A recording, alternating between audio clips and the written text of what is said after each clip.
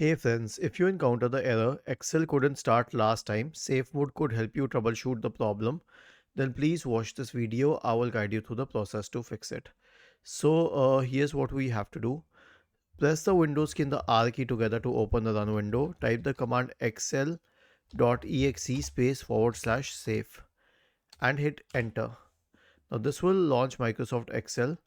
Click on File, select Options, go to Add-ins, change this to com add-ins, click on Go, check all of these boxes, select Remove, OK, OK, and then click on OK. Now all the add-ins have been disabled. Close Excel and search for it in the Windows search bar and open it once again. This will fix your problem. Was this helpful?